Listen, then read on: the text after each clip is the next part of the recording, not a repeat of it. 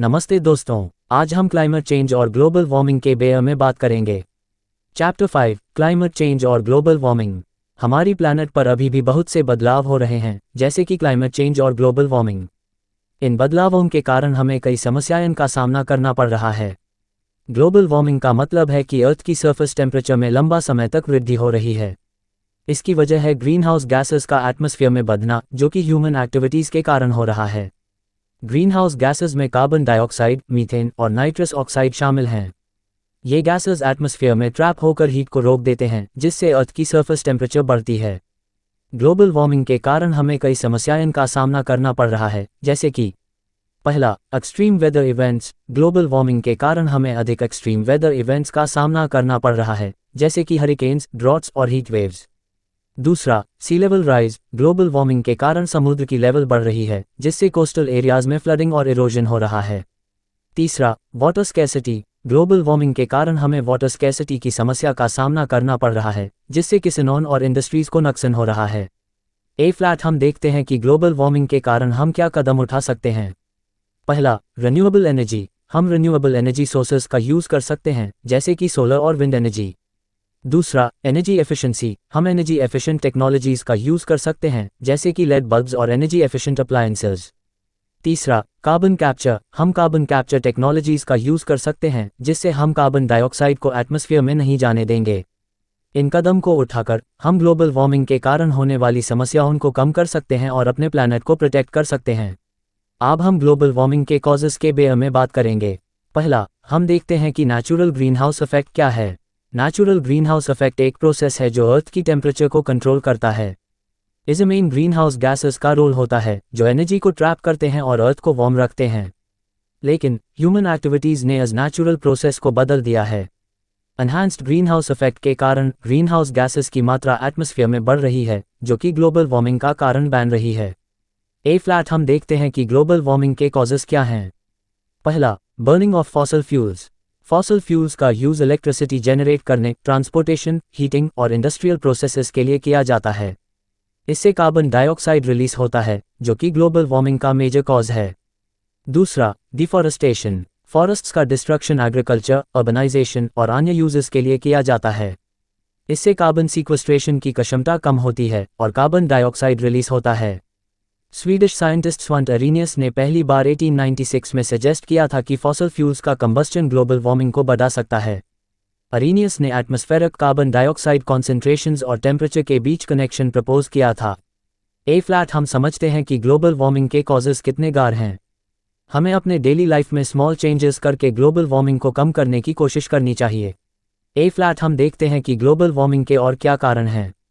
पहला, power plants. Power plants का carbon footprint global warming का मेजर कंट्रीब्यूटर है। पावर प्लांट्स फॉसल फ्यूल्स पर निर्भर हैं, जो ग्रीन हाउस गैसेस को रिलीज करते हैं। दूसरा, एग्रीकल्चर। एग्रीकल्चर भी ग्लोबल वार्मिंग का एक बड़ा कारण है। लाइवस्टॉक फार्मिंग, डिफॉरेस्टेशन और सिंथेटिक फर्टिलाइजर का यूज एमिशंस को बढ़ाता है। तीसरा, डिफॉरेस्टेशन। डिफॉरेस्टेशन ग्लोबल वार्मिंग का एक बड़ा कारण है। फॉरेस्ट्स को अब्जॉर्ब करते हैं, लेकिन डिफॉरेस्टेशन से रिलीज होता है। चौथा, ट्रांसपोर्टेशन। ट्रांसपोर्टेशन भी ग्लोबल वार्मिंग का एक बड़ा कारण है। कार्स, ट्रक्स, प्लेन्स और शिप्स फॉसल फ्यूल्स का यूज़ करते हैं, जो और अन्य गैसेस को रिलीज करते हैं। इन कारणों को समझने के बाद हमें ये पता चलता है कि ग्लोबल वार्मिंग को कम करने के लिए हमें अपने डेली लाइफ में स्मॉल चेंजेस करना चाहिए। पहला, हम रिन्यूएबल एनर्जी सोर्सेज का यूज़ कर सकते हैं। दूसरा, हम एनर्जी एफिशिएंट टेक्नोलॉजीज़ का यूज़ कर सकते हैं। तीसरा, हम सस्टेनेबल एग्रीकल्चरल प्रैक्टिसेस का यूज़ कर सकते हैं। चौथा, हम रिफॉरेस्टेशन और अफॉरेस्टेशन को प्रमोट कर सकते हैं। इन चेंजेस को अपनाकर हम ग्लोबल वार्मिंग को कम कर सकते हैं और अपने प्लैनेट को प्रोटेक्ट कर सकते हैं। लैंडफिल्स। अब हम लैंडफिल्स के बारे में बात करेंगे। लैंडफिल्स से मीथेन रिलीज होता है, जो कि एक पावरफुल ग्रीन हाउस गैस है। Organic waste, including food scraps and yard trim, decomposes without sufficient oxygen in landfills, resulting in the production of methane.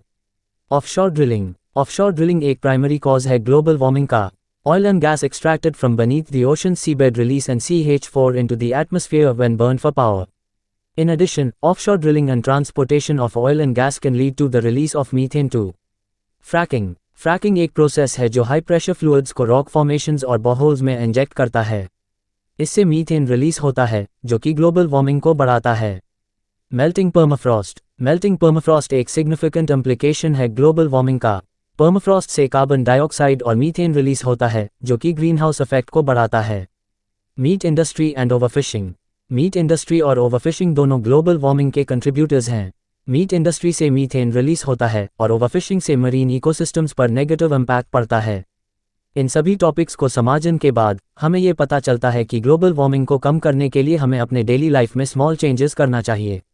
Renewable energy sources, energy efficient technologies, sustainable agricultural practices और reforestation और afforestation को promote करना हमें global warming को कम करने में मदद करेगा।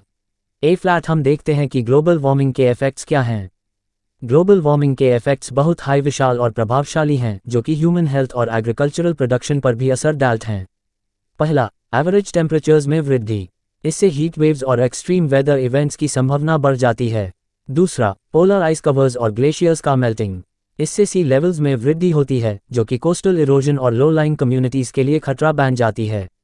तीसरा, ओशन एसिडिफिकेशन। इससे मरीन लाइफ और इकोसिस्टम्स पर बुरा असर पड़ता है। चौथा, बायोडाइवर्सिटी का लॉस। इससे प्लैनेट की रेजिलियंस कम हो जाती है। इन इफेक्ट्स को कम करने के लिए हमें अर्जेंट एक्शन लेना चाहिए। हमें ग्रीन हाउस गैस एमिशंस को कम करना चाहिए और सस्टेनेबल प्रैक्टिसेस को अपनाना चाहिए। हम देखते हैं कि क्लाइमेट चेंज क्या है। क्लाइमेट चेंज की डेफिनेशन है कि ये लॉन्ग टर्म ऑल्टरेशंस है टेम्परेचर, वेदर पैटर्न्स और अन्य aspects of earth's climate system में। क्लाइमेट चेंज एक कॉम्प्लेक्स और क्रिटिकल इशू है जो कि ह्यूमन सिविलाइजेशन के लिए बहुत हाई महत्वपूर्ण है। हमें इसके बेयर में जागरूक रहना चाहिए और इसके इफेक्ट्स को कम करने के लिए काम करना चाहिए। अब हम क्लाइमेट चेंज के नेचुरल कॉजेस के बेयर में बात करेंगे। पहला, सोलर वेरिएबिलिटी। सोलर वेरिएबिलिटी से सन की एनर्जी आउटपुट में बदलाव आता है जो कि अर्थ की क्लाइमेट को प्रभावित कर सकता है। दूसरा, अर्थ्स ऑर्बिटल वेरिएशंस। अर्थ की ऑर्बिटल वेरिएशंस, जिसे मिलनकोविच साइकिल्स कहते हैं, साइक्लिकल वेरिएशंस हैं जो कि अर्थ की ऑर्बिट और एक्सियल टिल्ट को प्रभावित करती हैं। 3 प्रकार के ऑर्बिटल वेरिएशंस हैं। 1, एक्सेंट्रिसिटी। अर्थ की ऑर्बिट शेप में बदलाव आता है। 2, ऑब्लिक्विटी। अर्थ की एक्सियल टिल्ट में बदलाव आता है। 3, प्रेसेशन। अर्थ की एक्सेस में स्लो बदलाव आता है। इन वेरिएशंस से सीजन्स की लेंथ और सोलर एनर्जी डिस्ट्रीब्यूशन पर असर पड़ता है। तीसरा, volcanic activity. Volcanic events weather और क्लाइमेट को प्रभावित करते हैं। इन इवेंट्स से ऐश, सल्फर डाइऑक्साइड और कार्बन डाइऑक्साइड रिलीज होता है। बड़े वॉल्केनिक करप्शन से ऐश, गैसेस और एयरोसॉल्स एटमॉस्फेयर में रिलीज होते हैं जो कि सनलाइट को ब्लॉक करके अर्थ की सरफेस को ठंडा कर सकते हैं। लेकिन ये कूलिंग इफेक्ट टेम्पररी और शॉर्ट लिव्ड होता है। इन नेचुरल कॉजेस को समझने के बाद हमें ये पता चलता है कि क्लाइमेट चेंज एक कॉम्प्लेक्स इशू है जो कि नेचुरल और ह्यूमन इंड्यूस्ड फैक्टर्स से प्रभावित होता है। हम क्लाइमेट चेंज के ह्यूमन इंड्यूस्ड कॉजेस के बेयर में बात करेंगे। पहला, अर्बनाइजेशन। अर्बनाइजेशन से एनर्जी डिमांड्स बढ़ जाते हैं जो कि ग्रीन हाउस गैस एमिशंस को बढ़ाता है। अर्बन एरियाज में हीट आइलैंड इफेक्ट भी होता है जो कि टेम्परेचर को बढ़ाता है। दूसरा, डिफॉरेस्टेशन। डिफॉरेस्टेशन से फॉरेस्ट्स को नुकसान पहुंचता है जो कि क्लाइमेट चेंज को बढ़ाता है। क्लाइमेट चेंज से फॉरेस्ट्स में ड्रॉट्स और वाइल्डफायर्स की संभावना बढ़ जाती है। तीसरा, डिजर्टिफिकेशन। डिजर्टिफिकेशन से लैंड डिग्रेडेशन होता है जो कि क्लाइमेट चेंज को बढ़ाता है। क्लाइमेट चेंज से प्रेसिपिटेशन पैटर्न्स और इवेपोरेशन रेट्स बदल जाते हैं जो कि डिजर्टिफिकेशन को बढ़ाता है। चौथा, एग्रीकल्चर। क्लाइमेट चेंज से एग्रीकल्चर पर बड़ा असर पड़ता है जो कि टेम्परेचर और प्रेसिपिटेशन पैटर्न्स को बदलता है। इससे ग्रोइंग सीजन्स की टाइमिंग और लेंथ बदल जाती है जो कि यील्ड्स को अफेक्ट करती है। इन ह्यूमन इंड्यूस्ड कॉजेस को समझने के बाद हमें ये पता चलता है कि क्लाइमेट चेंज एक कॉम्प्लेक्स इशू है जो कि ह्यूमन एक्टिविटीज से प्रभावित होता है। अब हम क्लाइमेट चेंज के इफेक्ट्स के बेयर में बात करेंगे। पहला, loss of biodiversity. Climate change से बायोडाइवर्सिटी पर डायरेक्ट और इनडायरेक्ट इम्पैक्ट्स पड़ते हैं। इससे इकोसिस्टम्स और स्पीशीज को खतरा होता है। दूसरा, हैलोजेनेटेड गैसेस। हैलोजेनेटेड गैसेस जैसे कि CFCs, HCFCs और HFCs potent green house gases हैं जो कि हीट ट्रैपिंग पोटेंशियल रखते हैं। तीसरा, effects of climate change. Climate change के इफेक्ट्स हमारे प्लैनेट के इकोसिस्टम्स, कम्युनिटीज और इकोनॉमीज पर फार रीचिंग हैं। इन इफेक्ट्स में शामिल हैं ग्लोबल टेम्परेचर्स में वृद्धि, हीट वेव्स की फ्रीक्वेंसी और इंटेंसिटी में वृद्धि, पोलर आइस कैप्स और ग्लेशियर्स का मेल्टिंग, सी लेवल्स में वृद्धि, ocean acidification, extreme weather events की फ्रीक्वेंसी और इंटेंसिटी में वृद्धि। इन इफेक्ट्स को समझने के बाद हमें ये पता चलता है कि क्लाइमेट चेंज एक बहुत हाई महत्वपूर्ण इशू है जो कि हमारी प्लैनेट की भविष्य को प्रभावित कर सकता है। हम देखते हैं कि क्लाइमेट चेंज को कम करने के लिए हम क्या कर सकते हैं। हम रिन्यूएबल एनर्जी सोर्सेज का यूज़ कर सकते हैं, एनर्जी एफिशिएंट टेक्नोलॉजीज़ को अपना सकते हैं और सस्टेनेबल एग्रीकल्चरल प्रैक्टिसेस को फॉलो कर सकते हैं। हमें अपने डेली लाइफ में स्मॉल चेंजेस करने चाहिए, जैसे कि एनर्जी कंजम्पशन को कम करना, पब्लिक ट्रांसपोर्ट का यूज़ करना और वेस्ट रिडक्शन करना। और हमें ये सोचना चाहिए कि क्लाइमेट चेंज एक ग्लोबल इशू है और इसके लिए हमें ग्लोबल एफर्ट्स की ज़रूरत है। हम सभी को मिलकर काम करना चाहिए ताकि हम अपने प्लैनेट की भविष्य को सुरक्षित रख सकें। अब हम क्लाइमेट चेंज कन्वेंशंस के बारे में बात करेंगे। Climate change conventions international treaties और एग्रीमेंट्स हैं जो कि ग्लोबल कोलैबोरेशन और एक्शन को प्रोवाइड करते हैं ताकि हम क्लाइमेट चेंज के इफेक्ट्स को मिटिगेट कर सकें। पहला, United Nations framework convention for climate change UNFCCC। ये कन्वेंशन 1992 में रियो डे जनेरो में अडॉप्ट किया गया था और ये प्राइमरी इंटरनेशनल ट्रीटी है क्लाइमेट चेंज के लिए। दूसरा, क्योटो प्रोटोकॉल। ये प्रोटोकॉल 1997 में अडॉप्ट किया गया था और ये डेवलप्ड कंट्रीज़ के लिए एमिशन रिडक्शन ऑब्जेक्टिव्स को एस्टैब्लिश करता है। तीसरा, पेरिस एग्रीमेंट। ये एग्रीमेंट 2015 में पेरिस में अडॉप्ट किया गया था और ये ग्लोबल वार्मिंग को लिमिट करने के लिए एक लैंडमार्क एग्रीमेंट है।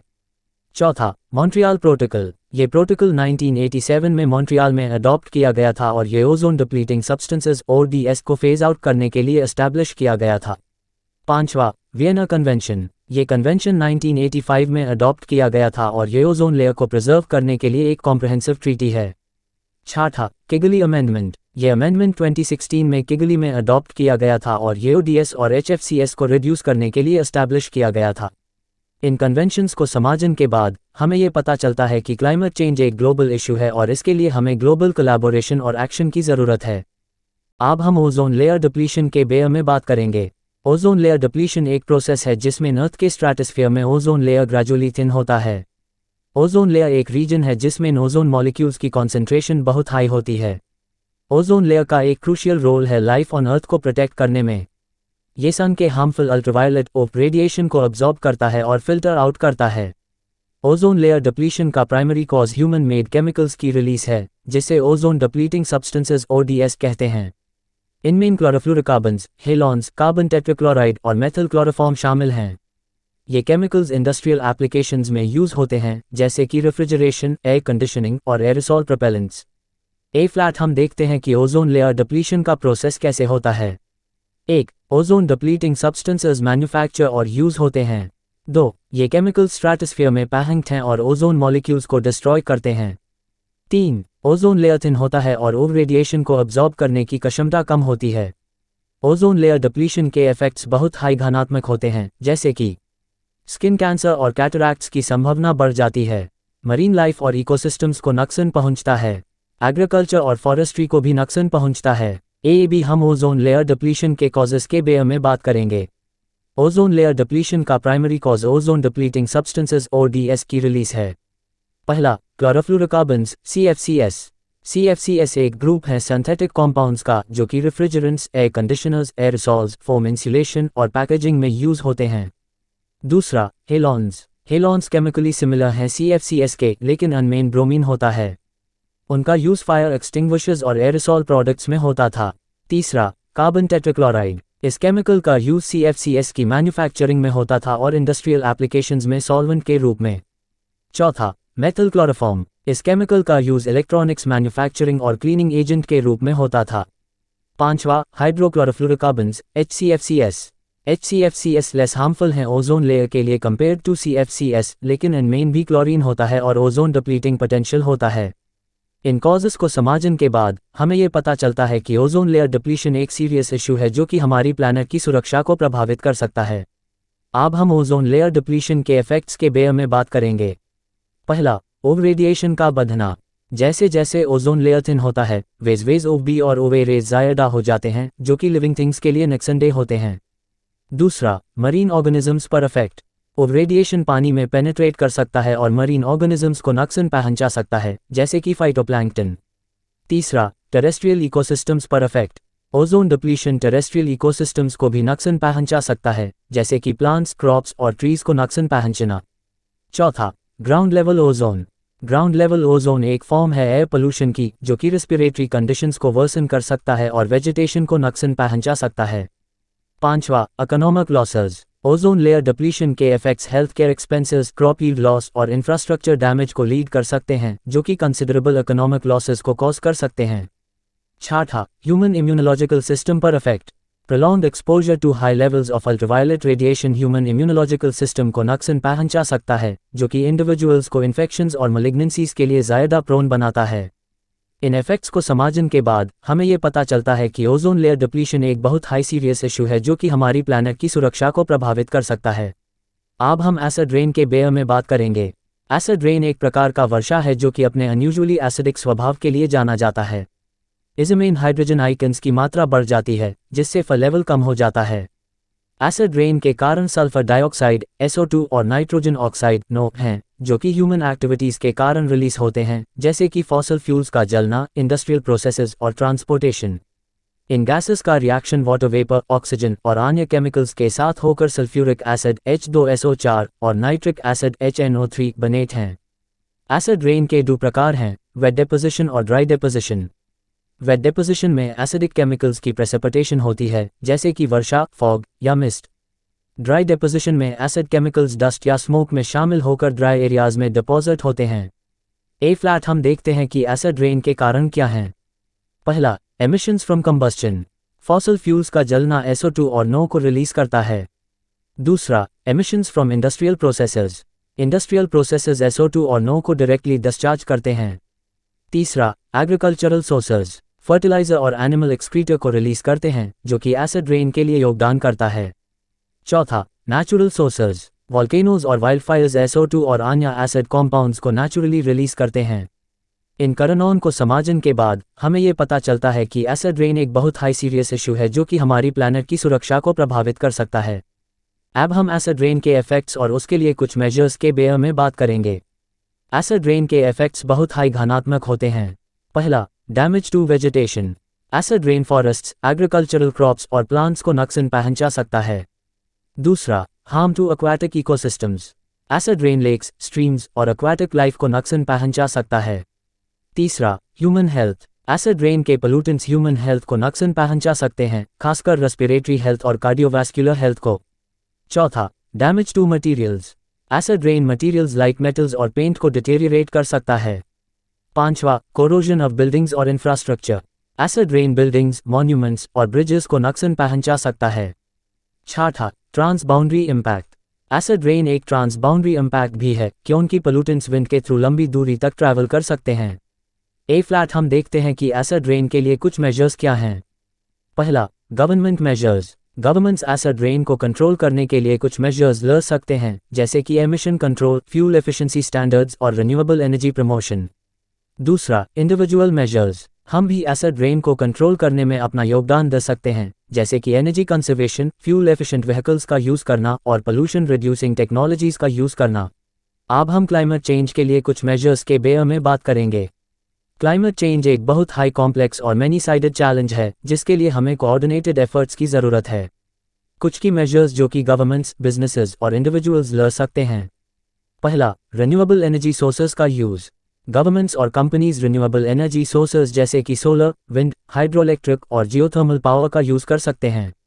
दूसरा, green house gas reduction targets. Many nations ने green house gas reduction targets set किए हैं, जैसे कि पेरिस एग्रीमेंट में। तीसरा, पब्लिक ट्रांसपोर्टेशन और इलेक्ट्रिक व्हीकल्स का प्रमोशन। गवर्नमेंट्स पब्लिक ट्रांसपोर्टेशन और इलेक्ट्रिक व्हीकल्स का प्रमोशन कर सकते हैं ताकि एमिशंस को रिड्यूस किया जा सके।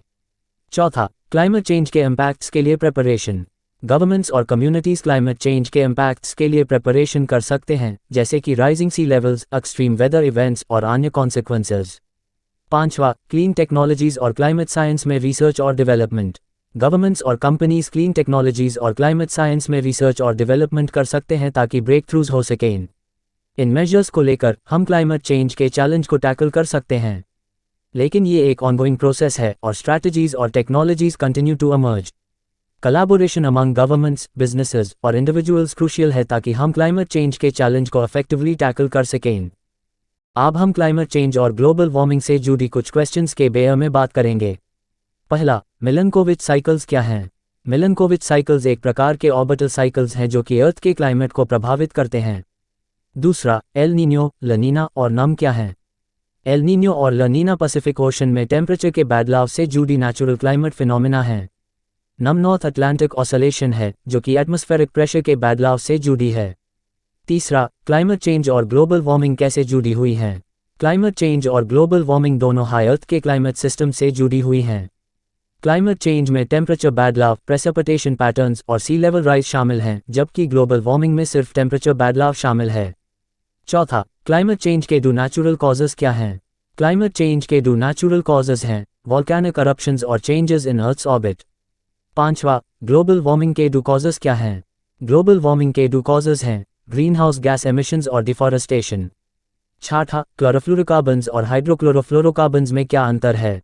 क्लोरोफ्लोरोकार्बन्स ओजोन लेयर को नुकसान पहुंचाते हैं, जबकि हाइड्रोक्लोरोफ्लोरोकार्बन्स ओजोन लेयर को कम नुकसान पहुंचाते हैं।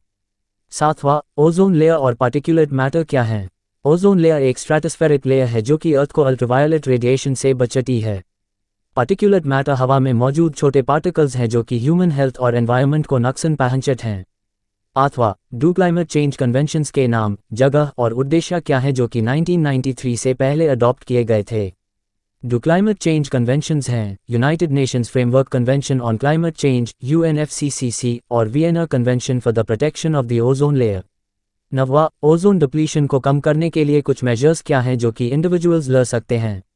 ओजोन डिप्लीशन को कम करने के लिए इंडिविजुअल CFCS का यूज़ कम कर सकते हैं, एनर्जी एफिशिएंट अप्लायंसेस का यूज़ कर सकते हैं और रिसाइकलिंग कर सकते हैं।